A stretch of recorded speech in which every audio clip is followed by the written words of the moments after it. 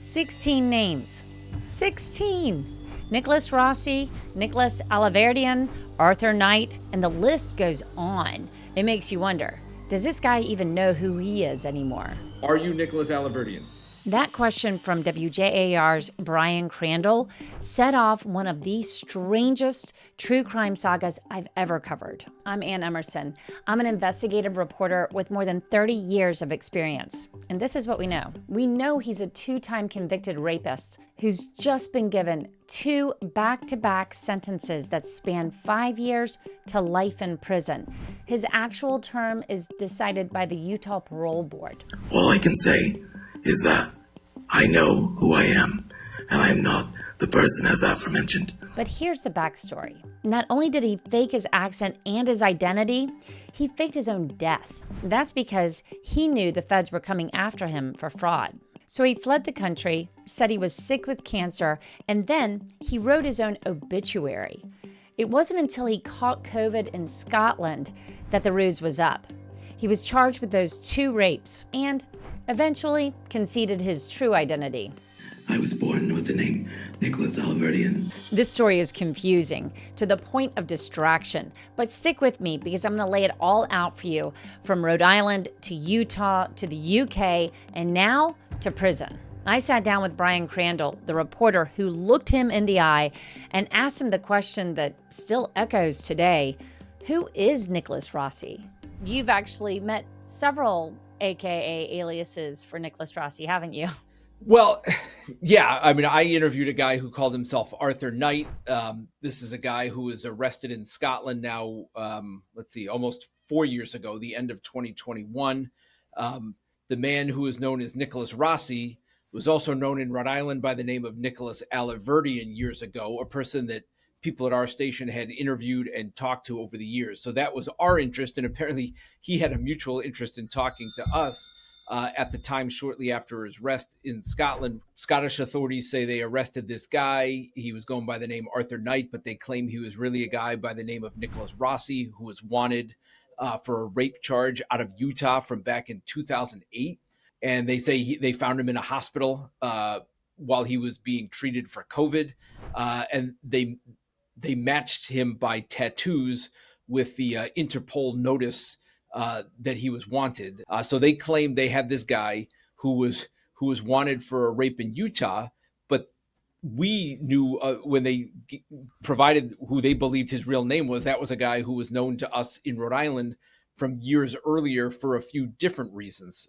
One of them was, I mean, if you go all the way back to 2010, 2011, he had kind of made himself known around the Rhode Island State House. He was up there advocating for child welfare reform. He claimed that he had been in the child welfare system, had been abused. He sued the state's child welfare system for placing him out of state. And at the time, I don't think we quite knew it at the time, but he had befriended a lot of politicians. And that was his actually, I guess, second go round at the State House. When he was younger, he had been what they call like a page or an intern at the State House and befriended politicians. And somewhere in the middle there, he had apparently gone to Utah.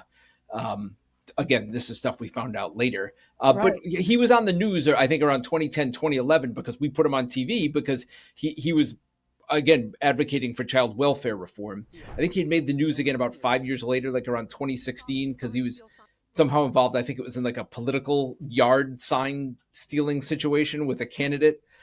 So he was on the news then. And that was the most recent picture or image that we had of him here that kind of looked like the guy who was arrested in Scotland. So when he got arrested in Scotland, we're like, oh, and I'll give credit. I think it was the local newspaper, the Providence Journal, had picked up on it first. And then part of that was we had a reporter who was here before me who had detailed long conversations with this guy, Nicholas Alahverdian, about, I think, 1.5 to 2 years earlier, where he was trying to pitch a story about a politician. And so our reporter had all these long, detailed conversations and had then told me about him, like these just very long, drawn-out conversations and phone calls and just round and round conversations about this guy. So that's how we followed it. And we decided to do like a longer form piece about it. And that's kind of how it started with me in around February of 2022, that we put together we went back and interviewed people who knew him, who met him, just to see what they think. And we were preparing to put this kind of longer form story on TV when the story took another turn. It sure did. I mean, when you got word, was it kind of like one of those situations where you're like, okay, wait a minute, you want to do the interview now? Like, how did it come up? Like, all of a sudden you what'd you do? Get a call from Scotland from Arthur Knight? Yeah, we were preparing to put this story on TV, just again, looking back over the case and how this guy was connected to Rhode Island, at least the guy that, they are accusing of being this guy who's now faking his identity. And if the guy claimed he was dead, or, the person who they claimed was the guy in Scotland, his true identity was someone who supposedly was dead in Rhode Island. Got a call from his wife that he died. And I felt sad, I got contacted by his supposed wife, Louise. Louise reached out through an Alahverdian family office email and by phone. She wanted an obituary. She wanted glowing comments made about her dead husband. And she was aggressive and persistent as he was, which made me think they might be the same people. You knew his personality down to a T. He was a narcissist, egotistical, self-absorbed, and you could tell the minute you read that obituary that he had written that thing. He faked his own death by the time you reached him. Yeah. So we were going to do this story looking back at that it was around the time that COVID started, that this guy who was pitching a story to our reporter, I guess it apparently told other people around Rhode Island that he had cancer and was dying. And then a month or two later, apparently his supposed wife called around saying he had died. And it turned out later on, we found out that there was an obituary posted online, but that was it. And it had also turned out that supposedly somebody had called a number of churches in the area trying to plan a funeral for this Nicholas Alahverdian person in Rhode Island. But it apparently never happened. So again, that was part of the story we were working on. We had ran like what we call a promotion that we were going to do this story in the coming days. And then all of a sudden our newsroom gets a call from Scotland from this guy saying he's Arthur Knight, the guy in Scotland they have who's wanted for rape. So while he was waiting, he was out. So he was free to talk.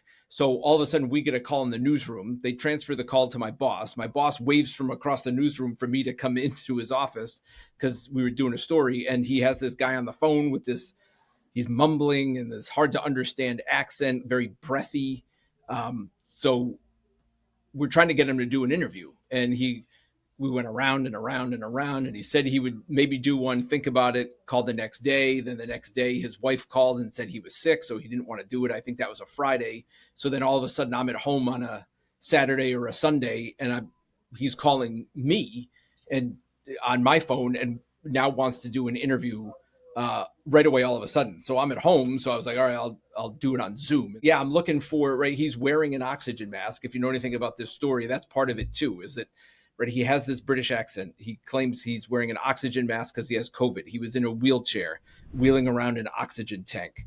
And so there was images of him in Scotland, like going to court appearances where the press is chasing him. And, and people thought it was all a ruse. And so that was part of it when I'm interviewing somebody who a lot of people think is somebody else, which I've been doing this for 25 years. That's the only time I've ever done an interview with somebody who everybody now, it turns out, he admitted is somebody who claims they're somebody else. But at the time he was, again, claiming he was a guy who'd never been to America. His name was Arthur Knight. He was from Scotland. So I started asking him like, well, are you him? Are you this guy? Why do you think you've been confused with Mr. Alahverdian? That's an interesting question. And then I'm asking him to prove it, like take off your mask, so your oxygen mask, so we can see your face. And as I said, the authorities claim they matched him with tattoos that were on his arm that actually came from a mugshot from Rhode Island from years earlier. And so I asked him to roll up his sleeves because he was wearing like I am, like he was wearing a shirt and a jacket, and he has the oxygen mask on, and he's wearing like a hat. Yeah. So I'm like, can you take the oxygen mask off for a second? So he's like, all right, I'll take it off for a couple seconds. So he pulled it off. I asked him to roll up his sleeves to see, if there were these tattoos. And in the mugshot they matched to, he had tattoos down on his forearm, but also up on his shoulder. So he pulled up like very little of his sleeves. And I said, well, can I see more? Because the authorities there believe he had tattoos removed and that there was a scar on his forearm. You're saying you're not going to roll up your sleeve to show me right now? I'm saying I can show you live if you're into that sort of thing. Or I'll email you photographs later. It's up to yourself. Well, if you can do it now, sure. Well, that would require undoing my oxygen mask, removing my blazer, my shirt. That's it. And to be fair, I will show you at a later date. it would be and extremely send you difficult photos. because Arthur Photos. can't walk, and I literally have to lift him up. So it's All right. very difficult because he can't wait. He can't loop there on his feet. Then it's like, okay, in normal circumstances, if somebody claims you're sick, it's like, and so he claimed, he really was in the hospital with COVID. That's where they caught him. So, but you're trying to figure out like how much of his story is that he claimed he'd been in like multiple comas, and now he needed this, he needed an oxygen mask and a tank and a wheelchair, and he couldn't move. And again, that was the day before we thought we were going to do the interview. They canceled because she said he was sick. This is months after now he was in the hospital and out. So it was just this surreal kind of thing. And he's hard to understand because, again, he was very breathy and he was mumbly and he's got this accent. Are you afraid you're going to be extradited to the United States? I know I'm not going to be extradited to the United States. You can mark that with permanent ink. I'm sorry, what was that again? Which, again, it turns out is fake. And so, I'm trying to ask questions and I'm not sure if he's trying to deflect by being that way. So it was just very, as I said, interesting and surreal.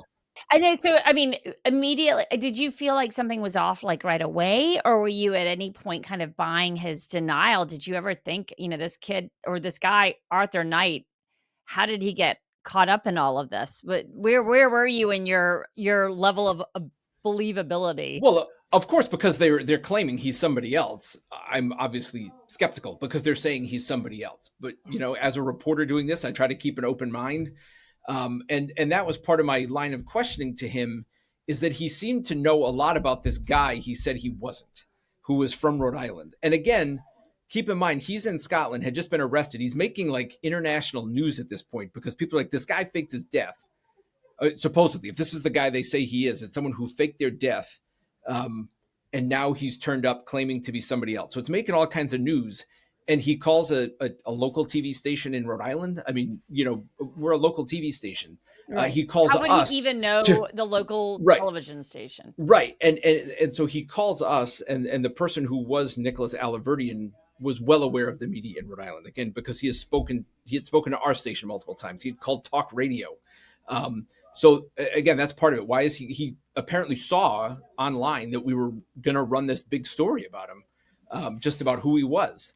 And so that was part of the line of questioning. And then he had all these stuff from Nicholas Alahverdian, again, the guy in Rhode Island's previous court cases here, and seemed very interested in clearing his name. So I'm pretty sure I asked him that at one point. It's like, if you're claiming you're not this guy, why are you so interested in this guy? And he claimed, well, they're saying I'm this guy, so I have to know everything about him. You seem to have a lot of information about Nicholas Alahverdian for someone who is not him. I know you're just trying to prove that you're not him, but you seem to care a lot about his case and clearing his name. No. Well, I believe the case you're referring to, his name was cleared. I mean, he did straight up deny that he had ever been to the United States or was Nicholas Alahverdian, but everything else was, do you have a birth certificate? It was all very roundabout kind of answers in these long, and so half of them I couldn't understand.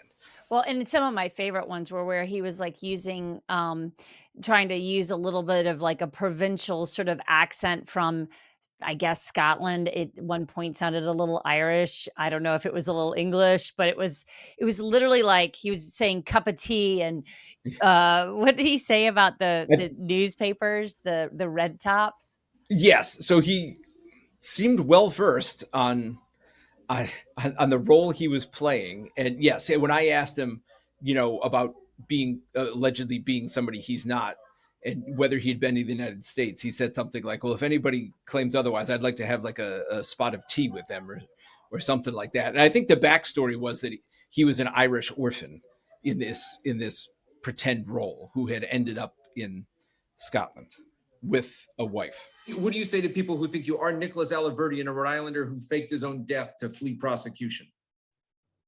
They're reading the bloody red dots. I'm sorry, what was that? They're reading the red dots. So Arthur is saying they are reading the red tops, as in the newspapers, the red tops newspapers, tabloids. Have you ever been to Rhode Island? I've never been to the United States in the whole of my entire life. For people that don't know the backstory on all of this, it must have been just layer upon layer for you at that point.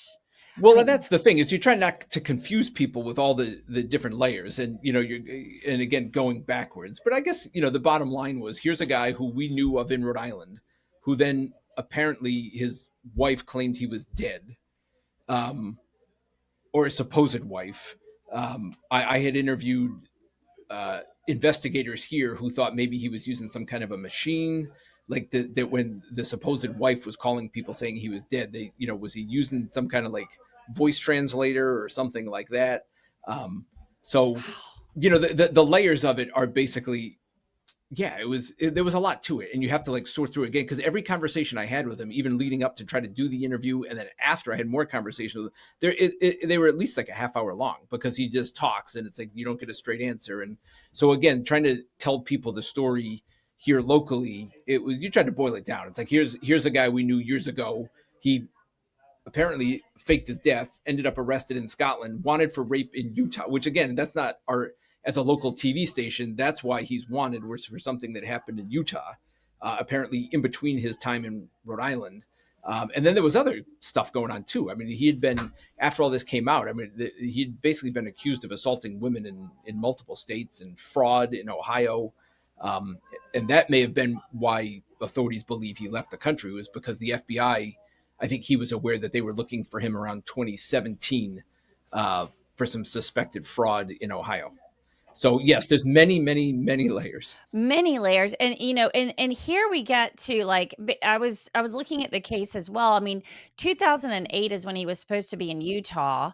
And when he was in Utah, now that we know sort of where this landed, and the DNA kits proved that he was the one that was involved in these rape cases. But that wasn't until 2017, which we all know there was like a huge backlog of DNA rape kits that we were trying to do around the United States. So that wasn't crazy to me. But as far as how many aliases he had already used to get away from the law when they found him in Scotland was extraordinary. I think it was somewhere around 16 different names he had gone by at some point. And even the one in Scotland, I mean, the one he was telling people it was Arthur Knight, but then I think at one point it was like Arthur Brown Knight. Nicholas, I think there was a Nicholas in there somewhere. A Nicholas Brown, I think. Yeah. And then here, of course, when we had interviewed him years before, his name was Nicholas Alahverdian, but then Rossi is his stepfather's last name, who I actually, the day after I did the interview with Nicholas Alahverdian, I ended up talking to his stepdad about like, do you think that's him? And he's like, oh yeah, that's definitely him. That's Nicky. What makes you think it's him? Because I know my son. I just know my son. That's definitely Nicky.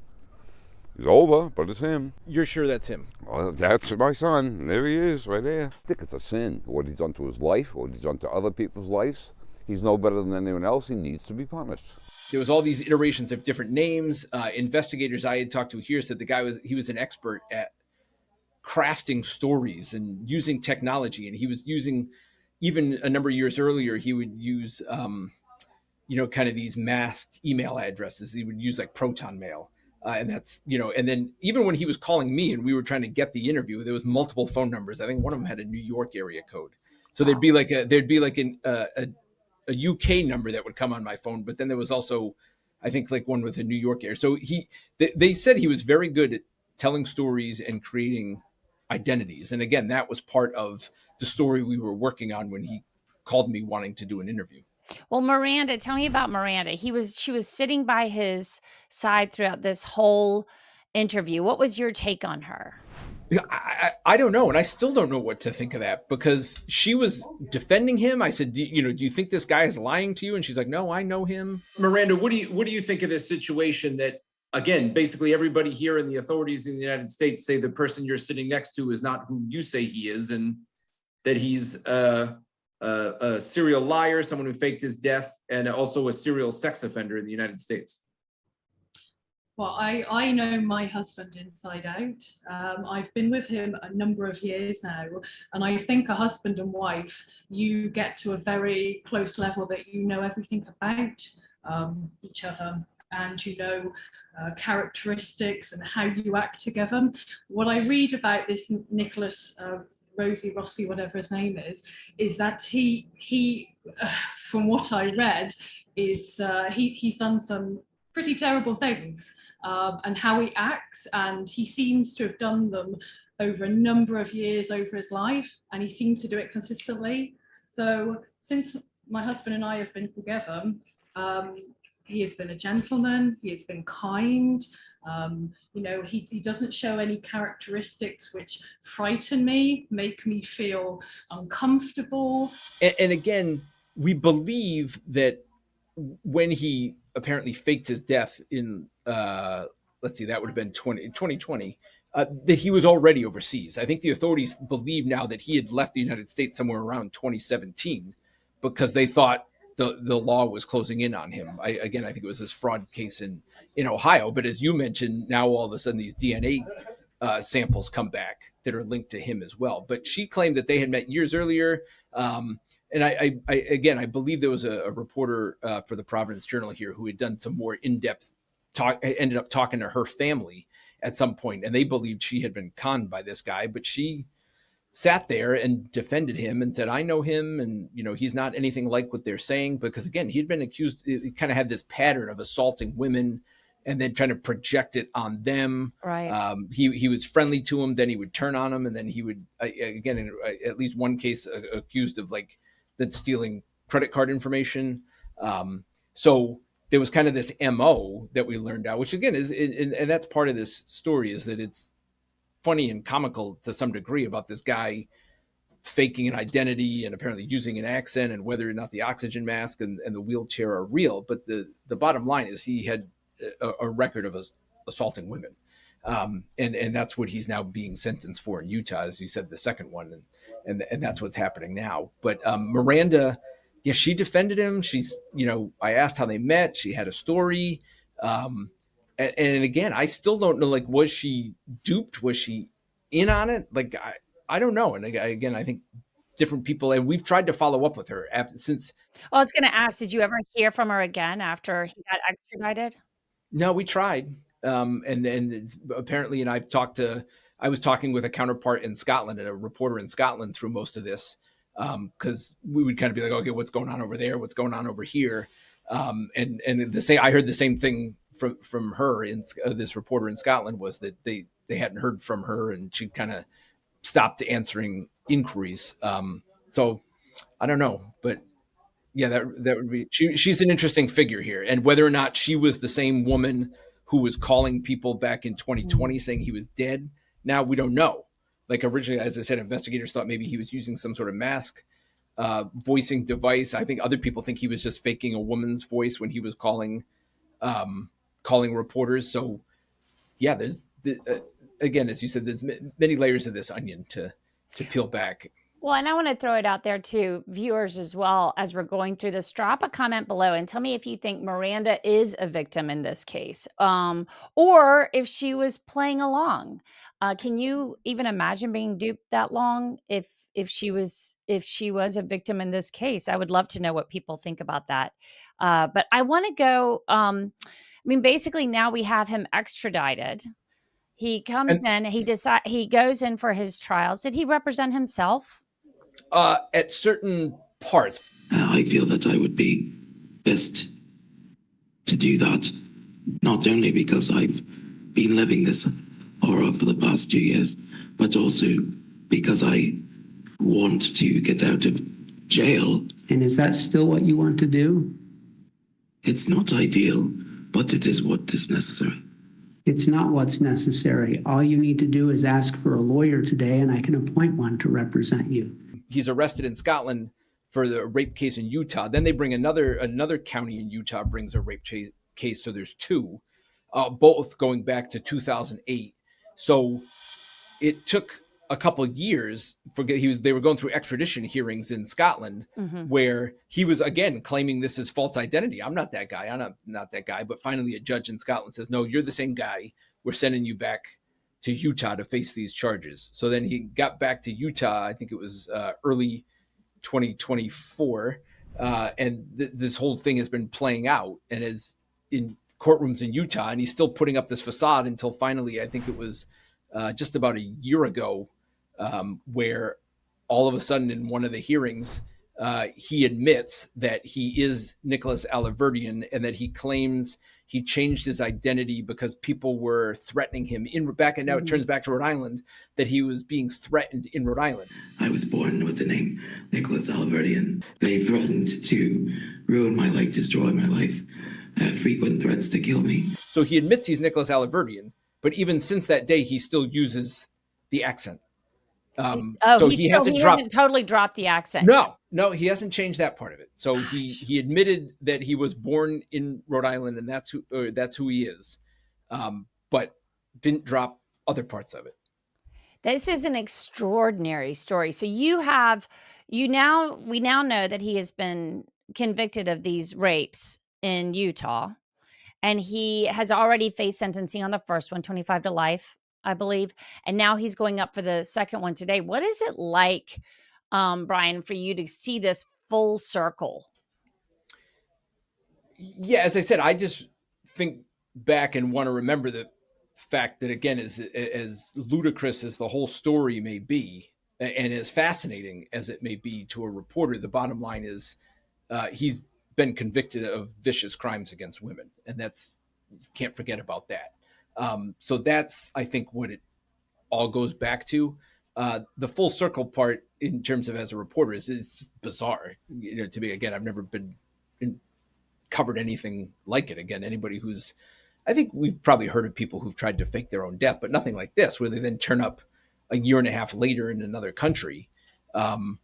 And he just didn't have enough of a trace in Rhode Island where people thought, he did know politicians, and I went back and talked to some of them, and it's just something they never really. One of them claimed he thought he was lying when he told people he had cancer because they had a falling out. He said, "You're lying," right. But in the end, it's like he apparently pulled it off for about a year and a half until they arrested him in Scotland. So it's just, again, in this business, you see a lot, but I would put this at the top of things to be seen.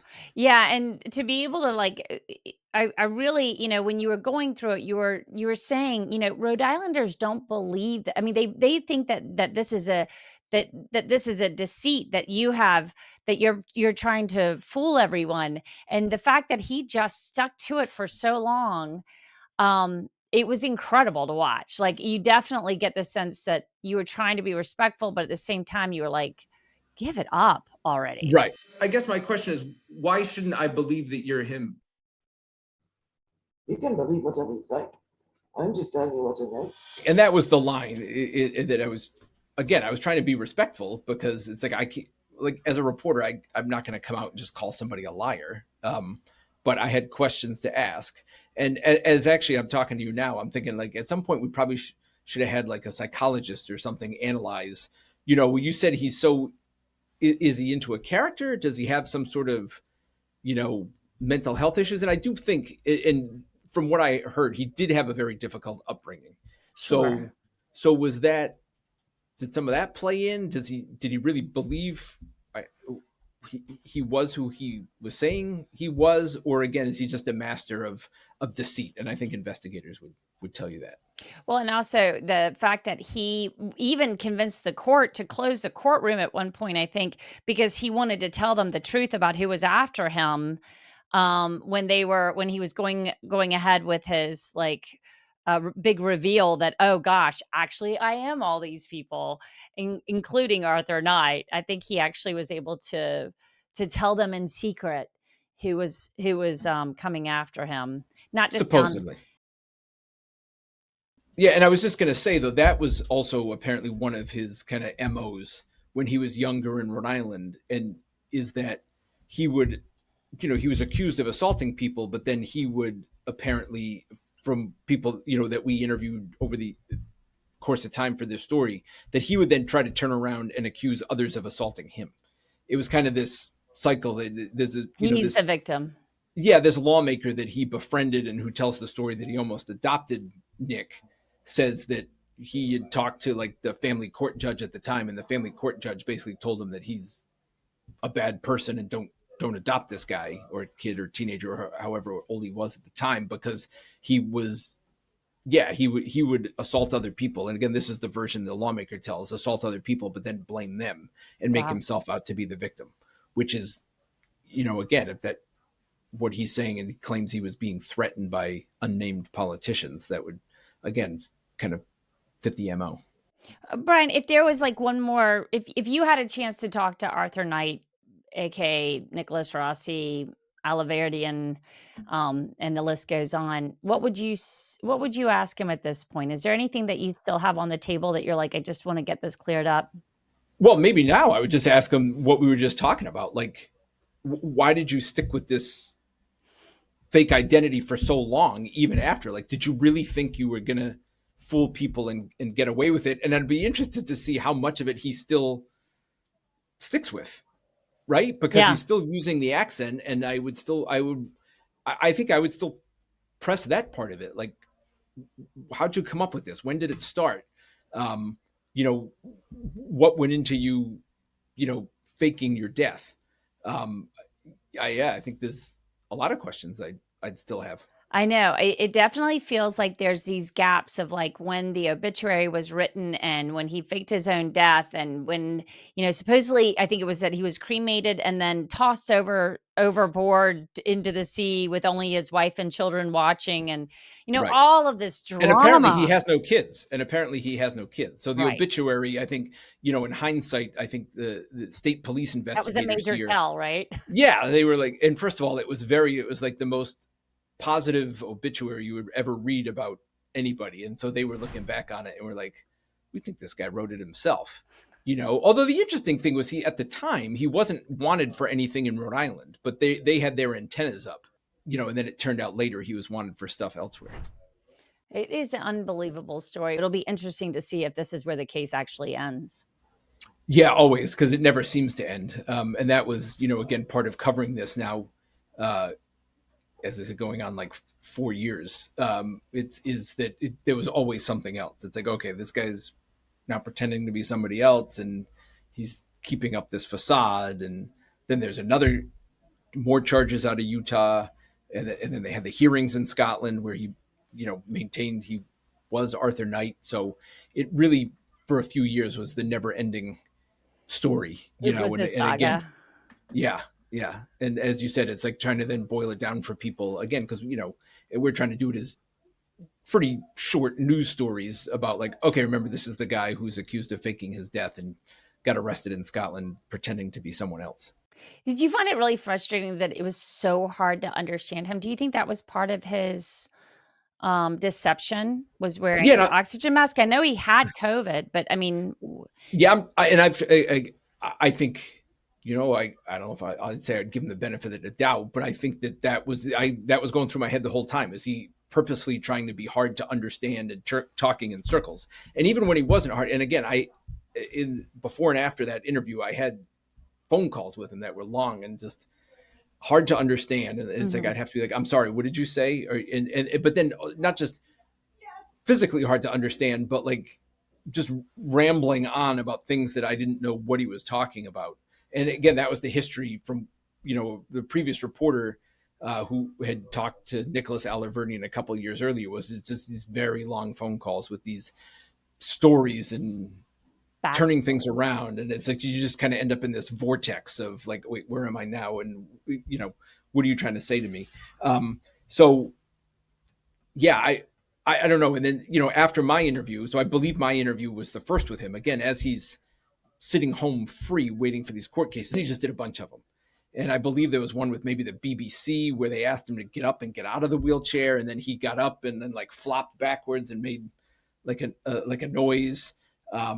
So they just became more and more. I think everybody's asking him. Those were in person because the TV in Scotland and the BBC got to see him in person, and it just turned I think a bit more comical because I think we used one of those clips again where he kind of like tried to get up out of the wheelchair and then Just fell back. backwards. Yeah, it is an incredible story, and I would love to hear if you ever do hear from Miranda. We'll see. Characters like this just don't come around that often. We have to give them a little not bit in my more attention. career. Yeah, not in my career. So it was, and part of me wonders if that was part of it too, if he just likes the attention. Right. Well, and he seemed like a narcissist to some degree, right? If we were going to give him some. Oh, that's what they call. Yeah, that's what they called him. It's kind of a classic narcissist. At today's sentencing, Nicholas Rossi spoke to the judge, and he slipped right back into his strong Rhode Island accent. I guess his terrible Scottish brogue no longer served him. Now, there's still a fraud investigation out, so we'll have to see what happens there. But in the meantime, be sure to subscribe to Criminally Obsessed. I don't want you to miss any of these stories.